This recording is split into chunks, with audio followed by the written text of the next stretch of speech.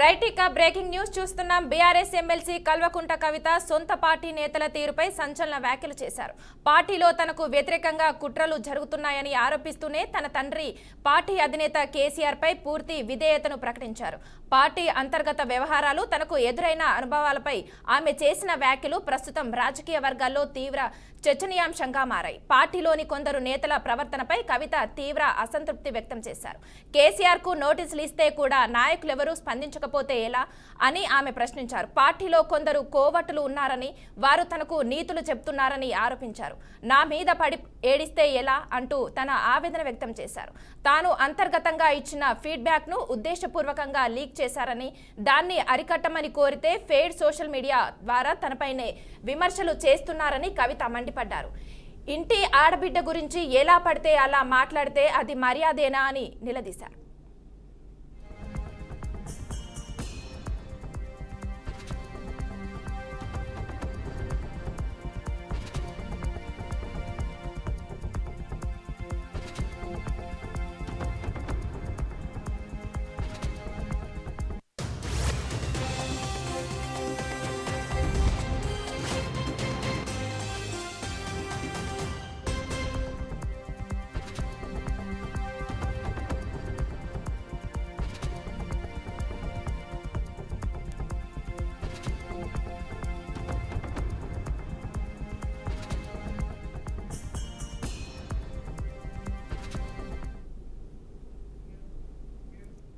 BRS MLC Kalvakuntla కవిత సొంత party నేతల తీరుపై సంచలన వ్యాఖ్యలు చేశారు. పార్టీలో తనకు వ్యతిరేకంగా కుట్రలు జరుగుతున్నాయని ఆరోపిస్తూనే తన తండ్రి పార్టీ అధినేత కేసీఆర్ పై పూర్తి విధేయతను ప్రకటించారు.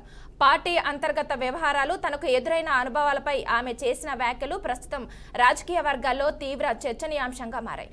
ఇక ఇదే అంశంపై మరింత సమాచారం మా అవుట్పుట్ ఎడిటర్ వెంకట్ అందిస్తారు. వెంకట్, చెప్పండి, అసలు కేసీఆర్ కానీ వాళ్ళ కూతురు కానీ ఎలాంటి డిస్టర్బెన్సెస్ ఉన్నాయి? బీఆర్ఎస్ ఎమ్మెల్సీ కవిత చేసిన వ్యాఖ్యలు చిట్చాట్ల ఆమె గురించి మాట్లాడడం జరిగింది. జనరల్ గా ఒక అంశం గురించి, ఒక పొలిటికల్ ఇష్యూ గురించి కొంతమంది రాజకీయ నేతలు మీడియా ప్రతినిధులు ప్రశ్నించినప్పుడు చిట్చాట్ల భాగంగా కొన్ని వ్యాఖ్యలు చేస్తూ ఉంటారు. ఆ వ్యాఖ్యలు ప్రస్తుతం బయటికి రావడం అవి చర్చనీయాంశంగా మారాయి. స్పష్టంగా ఆమె చేసిన వ్యాఖ్యల్లో ఒకటే కనిపిస్తుంది. పార్టీలో కోవట్లు ఉన్నారు. పార్టీ ఎవరైతే రన్ చేస్తున్నారో అంటే అధినాయకత్వంపై కూడా కొంత విమర్శల ద్వారా ఆమె విమర్శలు చేయడం జరిగింది. సో కేటీఆర్ పార్టీని బాగా స్ట్రాంగ్ గా నడిపిస్తుంది. ఈవెన్ దో పార్టీ అధినేత కేసీఆర్ అయినప్పుడు కూడా ఆయన వర్కింగ్ ప్రెసిడెంట్ గా ఉంది కేటీఆర్. ఆయనంతలోనే ఈ పార్టీ మొత్తం నడుస్తుంది. పార్టీ యాక్టివిటీస్ మొత్తం కూడా పూర్తి బాధ్యతలు మొత్తం కూడా ఆయన దగ్గరే ఉన్నాయి. సో ఆయన తీరును కూడా కొంత కండెమ్ చేస్తూ ఆమె మాట్లాడడం జరిగింది. ఏదైతే తనపై కుట్రలు, పార్టీలో కొంతమంది కోవట్లు ఉన్నారని, వారితో తనపై కుట్రలు చేస్తున్నారని ఒక సంచలన వ్యాఖ్యలు కూడా చేయడం జరిగింది.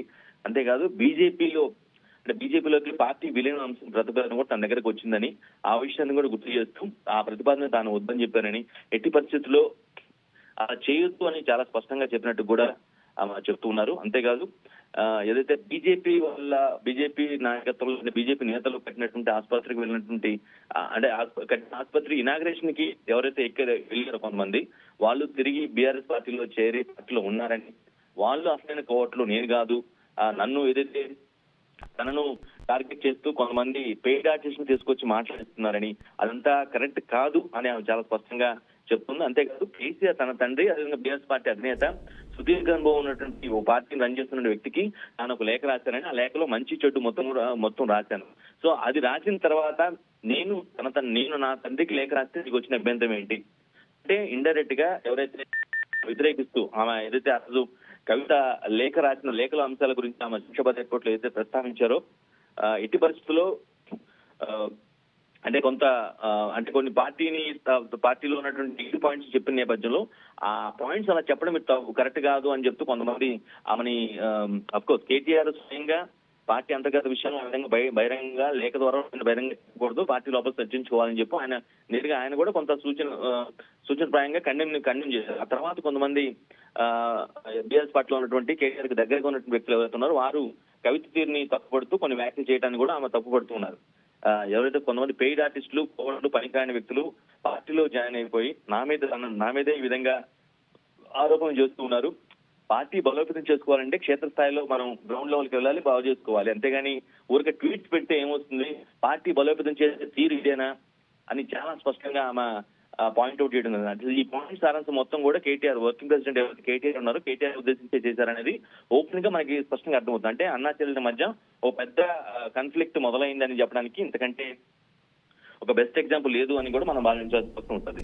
బీఆర్ఎస్ ని బీజేపీలో కలపాలని కొంతమంది ప్రయత్నిస్తున్నారని కూడా ఆరోపణ చేయడం జరిగింది. అంటే కొంతమంది ఇప్పటికీ ప్రయత్నిస్తూనే ఉన్నారనేది ఆమె వాదనగా అర్థమవుతుంది. బీజేపీలోకి విలీనం చేయవద్దని జైల్లో ఉన్నప్పుడే చెప్పారని కూడా ఆమె చెప్తున్నారు.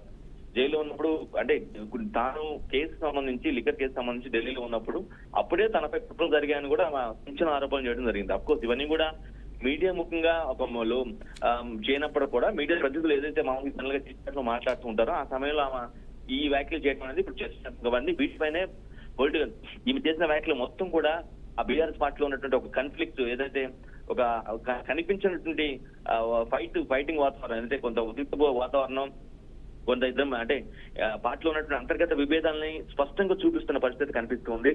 తన లేఖను ఎవరు బయట పెట్టారో చెప్పమని చాలా స్పష్టంగా నేను అడిగానని, కానీ ఇప్పటికి కూడా ఆ లేఖ ఎవరు బయట పెట్టారో ఇప్పటికీ తనకు సమాధానం రాలేదనే విషయాన్ని కూడా చాలా సూటిగా అడుగుతూ ఉన్నారు.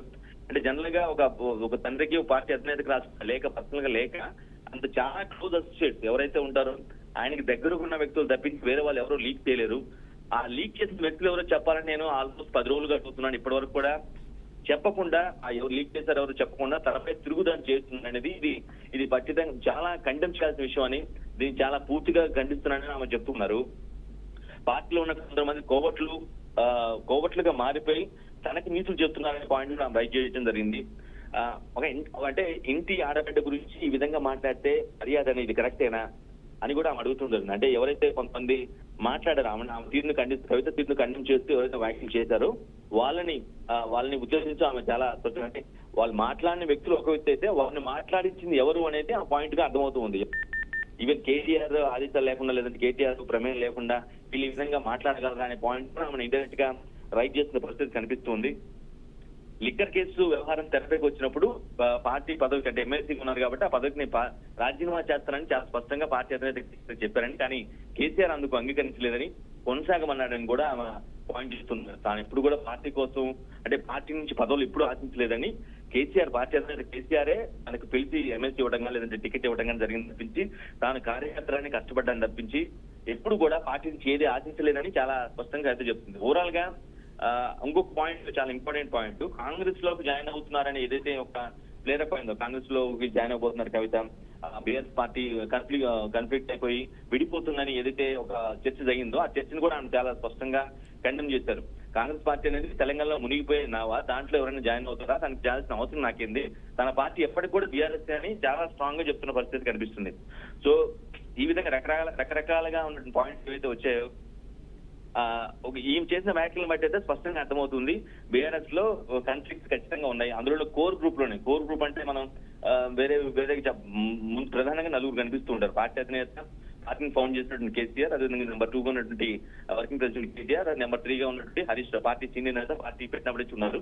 నెంబర్ 4 అయినాక వేరే వాళ్ళకి ఛాన్స్ లేదు కాబట్టి ఆబ్వియస్ గా ఆమె ఉంటారు. ఎందుకంటే కుటుంబ నేపథ్యం ఉంది, స్వయంగా కేసీఆర్ కుమార్తె కాబట్టి నెంబర్ 4. సో ఈ కోర్ గ్రూప్ లో ఉన్నటువంటి కొంత ఏదైతే డిఫరెన్స్ ఇద్దరి మధ్య అభిప్రాయ భేదాలు ఏవైతే ఉన్నాయో అవి బయటకు వచ్చాయి అని చెప్పడానికి ఇంతకంటే పెద్ద ఉదాహరణ ఏం లేదు.